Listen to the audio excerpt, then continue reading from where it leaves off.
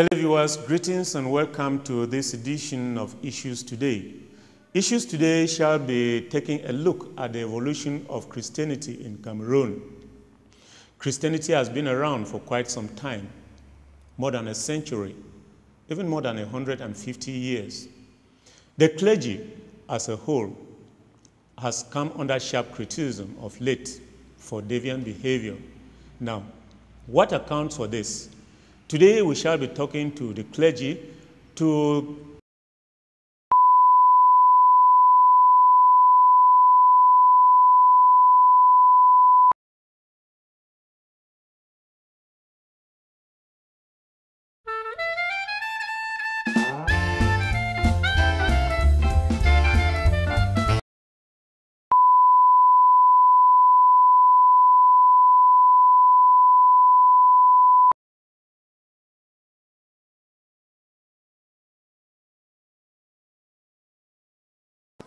Salut à tous et bienvenue à ce numéro de Génération sur DBS.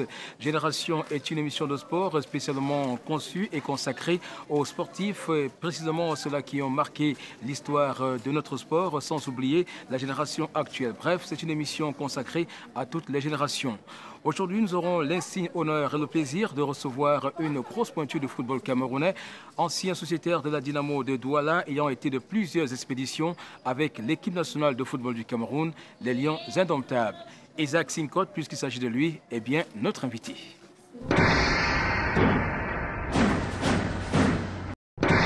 Isaac Sinkot, merci d'avoir accepté notre invitation. Vous êtes bien sur le plateau de Génération sur DBS. Avant d'ouvrir l'entretien de ce jour, j'aimerais bien savoir pourquoi est-ce qu'on vous appelle Ndjasso, pourquoi est-ce qu'on vous appelle aussi Zimbabwe? Ndjasso, je peux vous dire que ça c'est un langage des côtiers, ça c'est un objet tranchant qui s'est recoupé. Bon, mais les gens savent faire la projection.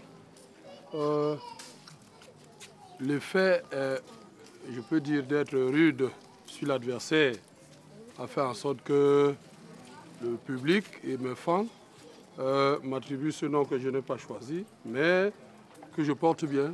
Bon, et puis par rapport à Zimbabwe maintenant, c'est une très longue histoire. Ça, c'est les premiers jus importés qui venaient avant les brasseries du Cameroun qu'on importait, qui s'appelait Zimbacola. Ça, c'est un jus qui était importé.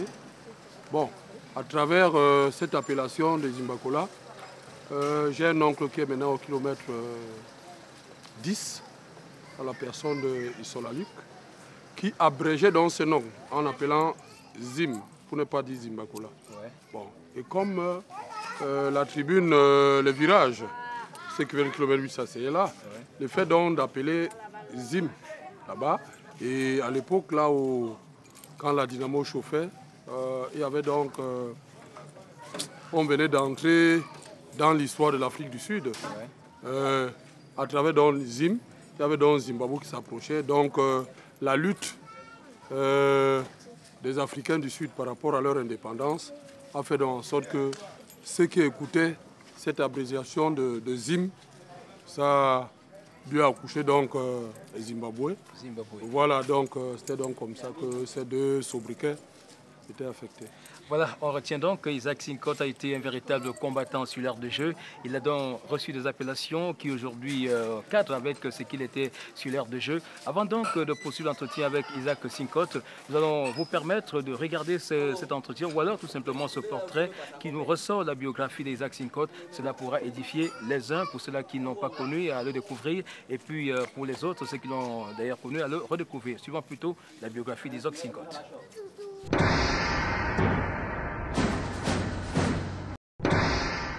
Avec ses cousins dans une cour commune, Isaac Sinkot revit les souvenirs d'une riche carrière dans ce quartier qui porte ses origines. C'est ici, à Niobel, et plus précisément au dispensaire du coin, qu'il a vu le jour le 11 juillet 1954. Benjamin d'une famille de 2 enfants, Isaac Sinkot est le fils du regretté Joseph Marop Sinkot, menuisier, et de la couturière Rebecca Ngobahana. Issu d'une famille modeste, l'ancien lion indomptable n'a pas échappé aux difficultés qui meublent le quotidien des enfants des quartiers pauvres. C'est dans cette école, proche de la maison familiale, qu'il commence ses études primaires. Régulièrement accusé de troubles au quartier, ses parents se verront dans l'obligation de l'inscrire à l'école publique de New-Bel Aviation, où il obtient son certificat d'études primaires et élémentaires, CEPE. Ce succès le conduit au sud-ouest, où il intègre en 1970 l'internat de Vocational College of Arts, Science and Technology, basé à Muyuka. Son parcours scolaire, de la première en 4e année mécanique auto, s'achève en 1974 par un échec au certificat d'aptitude professionnelle. L'école pour lui est donc terminée et son regard désormais tourné vers la vie active. Les premiers pas dans l'univers de l'emploi sont marqués par un stage à la Marine nationale entre 1975 et 1976. Sa taille et son gabarit vont influencer sa hiérarchie qui voudrait faire de lui un militaire. Ce sera peine perdue. Après 4 années à l'internat, Isaac Sincotte n'est pas prêt à recommencer dans un camp militaire. Le rejet de son dossier à la Camère en 1976 pour défaut de permis de conduire ne constituera pas un obstacle à son recrutement au port de Douala, où il entame véritablement sa carrière professionnelle. Admis à un concours interne qui le conduit à l'école de navigation d'Abidjan en Côte d'Ivoire, où il sort nanti d'un brevet professionnel en 1981. Les multiples concours et stages effectués hors du pays lui ont permis d'obtenir des diplômes professionnels qui lui valent aujourd'hui la casquette d'officier mécanicien à la marine. Bénéficiant du soutien constant de ses épouses Isabelle et Blandine, Isaac Sincotte encadre 7 enfants sous son toit à la cité Sikh. Il déteste la ségrégation sous toutes ses formes et aime partager en dehors du football.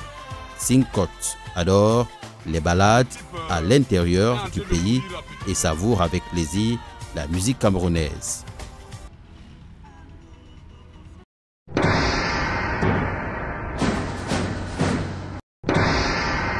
Voilà, maintenant que nous sommes édifiés sur le portrait d'Isaac Sincotte, nous allons sûrement poursuivre, ouvrir cet entretien avec ce prestigieux footballeur camerounais qui va nous parler de sa carrière de fond en comble. Alors Isaac Sincotte, beaucoup de Camerounais vous ont connu comme très bon footballeur, mais il serait judicieux pour nous aujourd'hui de savoir comment est-ce que vous avez commencé à jouer au football tout petit. Racontez-nous un peu l'histoire de votre entrée dans cet univers du football. Oh, comme tout Camerounais ou tout garçon de New-Bel, j'ai commencé non loin d'ici, mais plus précisément en face du domicile Koloko. Bon, on jouait dans la rue, comme tout jeune. C'est donc là où j'ai commencé. Il y avait juste au flanc du domicile Koloko, il y avait un terrain à l'angle de la station Shell New-Bel qu'on appelait Mamouane. Nous, on allait là-bas jouer. Malheureusement, les habitations ont occupé le lieu. Bon, après ça, je me suis déporté au sud-ouest, où j'ai évolué avec Erox de Muyuka. On venait me chercher, même après les 4 ans passés là-bas. La première année, juste après 74, donc 75, le championnat de 2e division de sud-ouest. Mon président, le Fimo Kumpa, à son nom, venait me chercher en véhicule, partait jouer, me remettait. Malgré que ma maman ne voulait pas cela, bon, c'est comme ça. Après 75, donc, j'ai réintégré la Dynamo de Douala. Alors, parlez-nous de vos premiers pas au sein de la Dynamo de Douala. Est-ce qu'on vous a accompagné? Est-ce que l'ambiance, on vous a facilement accueilli là-bas? L'ambiance vous a arrangé? J'avoue que ce n'était pas facile. Mais comme un gars du quartier et d'une ethnie Bassar, les dirigeants et les joueurs, la plupart étaient de mon ethnie et du quartier et des quartiers voisins. Ça fait en sorte que j'ai vu d'abord les aînés jouer. Moi-même, j'ai vu mon petit oncle évoluer là-bas, père son âme Sincotte Samuel, qui était un attaquant, donc je l'accompagnais. Un certain Bicon Jonas qui, après la Dynamo, a fait les beaux jours d'encadrement, un bon avant-centre. En ce temps-là, les Lions ou l'équipe nationale, ce n'était pas encore les Lions, logeaient à la place du ministère du Tourisme actuel en face de la maison du parti.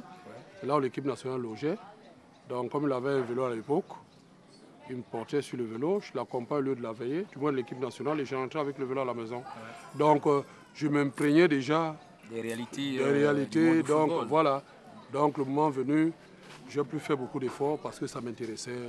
J'avais une carrure, une volonté qui a permis en sorte qu'on me déniche très tôt. Bon, c'est comme ça que après les 4 ans dans le sud-ouest, une année de 2e division là-bas, ou une année 2 ans, bon, j'ai rejoint donc le Dynamo en 1976. Vous avez fait de bons moments avec Dynamo de Douala.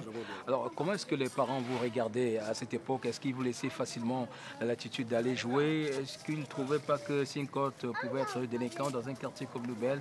Est-ce qu'ils étaient vraiment fiers de vous voir jouer au football? Au début, ce n'était pas facile. J'avais les parents, bon, c'est vrai, mon papa est décédé, mais j'ai une maman qui vit encore actuellement.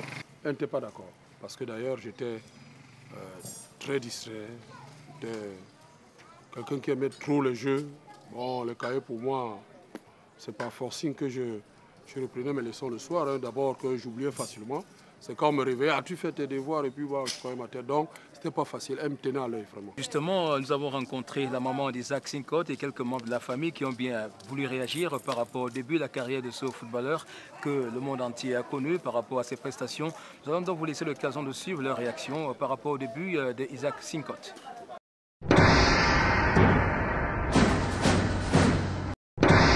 Je n'étais pas d'accord qu'il joue le football parce que tout le temps, je pensais qu'il sera même un bandit tout le temps dehors. Il aimait toujours faire les mouvements avec les amis. Surtout quand il sort comme ça, il faut que tous les enfants, les amis qui suivent derrière, il faut que tu sois fort. Quand tu es faible, il ne faut pas qu'il marche avec lui. Nous sommes dans une famille de sportifs, quoi. Et le sport, ici à la maison, c'était presque une tradition. C'est-à-dire qu'on a été élevé, étant enfant, à faire des jeux au quartier. C'est à partir de là qu'il a commencé. Et après, il est devenu un brillant joueur. Moi-même, j'ai joué au football pendant longtemps. Et je croyais que tout le monde croyait que c'est moi qui allais percer. Mais lui, il a percé avant moi, il a joué. Il a fait le football à un très haut niveau, malgré la réticence des parents, puisque nos parents voulaient qu'on aille d'abord à l'école. Lui, il a choisi de jouer au football et après, il a appris un métier.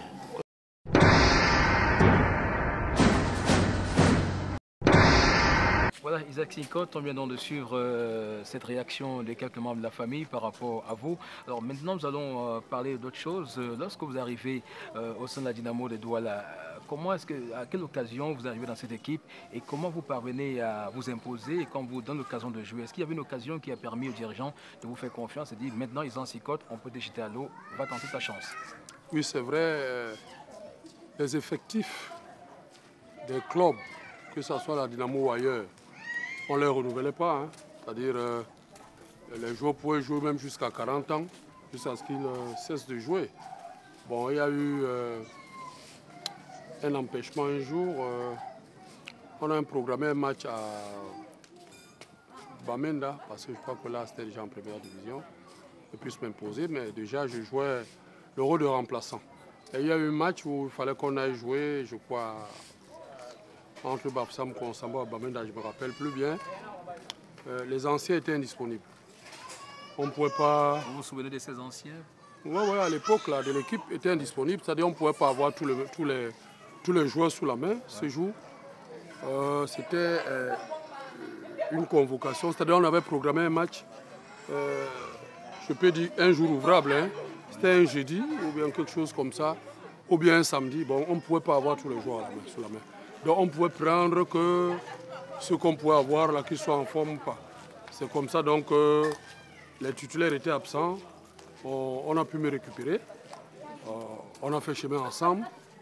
Et on m'a confié un match entier, c'est-à-dire 90 minutes. Vous avez précisément remplacé quel joueur? Latéralement, je ne me rappelle plus, mais c'était l'ancien capitaine, devait être Emaleux, Oui. l'ancien capitaine latéral qui joue latéral. J'ai pu le remplacer. Et c'est pas lui, ça devait être quelqu'un d'autre, mais j'ai plus bonne mémoire. Et on a fait un match plein. Malheureusement qu'on a perdu. Ouais. Mais déjà, le comportement et le courage y étaient. Ouais. Donc les dirigeants à l'époque ont donc constaté que à ce poste-là, vraiment, j'ai tenu le coup. Et le suivant des matchs, bon, on a fait confiance. On a fait confiance. Alors avant un match de football, il y avait quand même une préparation. Quels sont les moyens que l'équipe mettait en jeu pour vous permettre de préparer une rencontre de football? Est-ce que les conditions étaient vraiment remplies pour que vous soyez bien nantis pour une rencontre de football? Si. Je crois que c'était marquant. Financièrement, il n'y en avait pas trop. Mais les dirigeants à l'époque savaient s'organiser. Ouais. On pouvait aller dans le domicile d'un des dirigeants, ouais. Dans une dépendance, on mettait le matelas au sol, ouais. On préparait sur place, on mangeait, on faisait un footing comme nous habitions un peu dans le même quartier, ouais. Dans les frais de transport, on n'exigeait pas tellement, donc on faisait le footing, dans l'entraînement le matin, chacun rentrait chez soi. On allait chez un dirigeant, on dormait sur les matelas, on partait au match, on nous équipait, c'est vrai, on donnait les maillots. Et puis c'est comme ça. On a pris goût. Donc c'était pas encore les finances comme actuellement. Les conditions étaient quelque peu difficiles. Alors, mais par rapport aux autres, à votre époque, on parlait des pratiques quelque peu obscures qui avaient cours dans certaines équipes et Dynamo de Douala était comme une illustration dans ce domaine. Est-ce que vous passiez des moments au cimetière pour préparer un match parce que vous voulez absolument vaincre l'adversaire? Non, pas du tout. Mais je crois que ces pratiques, on ne peut pas les nier. Mais c'était accentué tout simplement parce que si vous voyez, toutes les équipes actuellement font le cercle, c'est-à-dire pris ensemble avant de jouer. Ce n'est pas de la magie, c'est une prière. C'est une prière. Mais ce qui était initié avant, je peux vous dire que c'est la Dynamo qui était initiée comme ça. C'est-à-dire, au début, quand on se regroupait, ça attirait l'attention des gens de savoir mais qu'est-ce qu'ils font. Ce n'était pas la magie. C'était une concentration et une prière qu'on faisait. Et nous avions une vision des choses bien avant que les autres, que les gens considéraient comme magie. Mais quant aux pratiques, il y en avait dans toutes les équipes. Mais le fait de se regrouper au centre, se donner les têtes et prier ensemble, je peux dire que c'était made in Dynamo. C'était made in Dynamo. C'est ce que les gens font aujourd'hui. Oh non, pas du tout. Pour être plus franc. Non, on n'allait pas au cimetière. Mais c'est cette façon de faire. Et si vous remarquez aujourd'hui dans le championnat camerounais, et même en Europe, les équipes ont commencé à le faire. Et on est criblé au scandale, puisqu'on trouve que c'est normal qu'une équipe prie avant le match. Et bon, de par la culture même de mon ethnie, bon, je peux oser dire que nous sommes des engagés. Tout à l'heure, vous parliez d'un engagement qui n'avait rien à voir avec de l'argent, mais dites-nous quand même quelles étaient les primes qu'on vous donnait à cette époque, que ce soit pour les entraînements ou pour une rencontre jouée. Bon, voilà, Dynamo, sincèrement, nous sommes passés de 100 francs à 200 francs. Comme prime de match ou prime d'entraînement? Comme prime d'entraînement, le matin. Oui, pour le transport. Pour le transport. Oui. Après, nous sommes quittés de 2000 à 5000. Après, l'arrivée du président Bous a fait rehausser la prime à 10 000. On avait même traversé le cap de 10 000. Oui. Bon, maintenant, l'équipe nationale... Avant l'équipe nationale? Avant l'équipe nationale, ça c'est l'équipe Dynamo. Dynamo. Pour ce qui est des matchs de la Dynamo, qu'est-ce que vous gagnez? En dehors des primes d'entraînement, est-ce qu'après une rencontre, on vous donne une prime? Oui, je vous ai dit que nous sommes passés de 5 000 à 10 000, même plus de 10 000. Ouais. Je crois qu'on a atteint même 15 à 20 000. Hein. Ouais. Après l'arrivée de Mbous, on a été... C'est quelqu'un qui a mis bien de l'argent. Hein. Donc nous sommes arrivés au niveau même de 20 000. Hein. 20 000, ça dépendait des matchs et de son tempérament, de son envie de gagner peut-être un match. Donc on a atteint 20 000. Alors, dites-nous, Isaac Sincotte, est-ce que vous avez été tenté un jour par une carrière professionnelle ou alors vous avez émis tout simplement le souhait de jouer sur place au Cameroun? Je n'étais pas sollicité localement. Ouais. Mais j'avoue qu'en 91, lors de mon stage à Abidjan, oui. En Côte d'Ivoire, puisqu'on faisait les jeux universitaires. Ouais. J'étais dans l'école de navigation, avec l'académie de médecine et autres. Il y avait donc un championnat comme un champ corpo où les dirigeants de cette époque ont découvert qu'il y avait un élève qui avait un plus.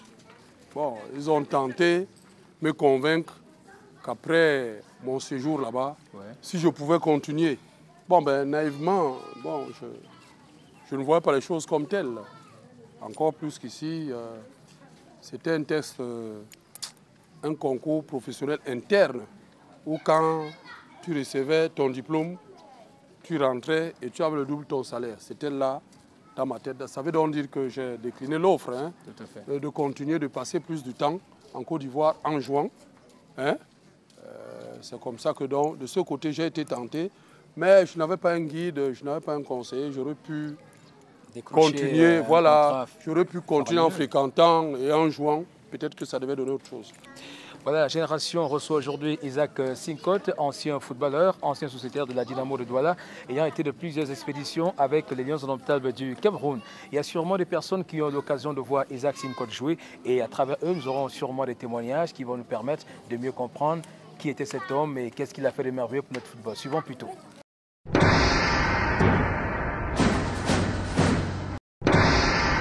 J'ai connu Isaac dans Dynamo de Douala, après en sélection du Cameroun, principalement en Coupe d'Afrique des Nations en 1984. C'était un monsieur, déjà, comme personne, c'était un monsieur, et comme footballeur, c'était un gagneur. Donc, alors, en tant que footballeur, comment est-ce que vous avez apprécié les prestations de Isaac Sincotte sur le stade? Non, il était irréprochable, surtout dans ses interventions.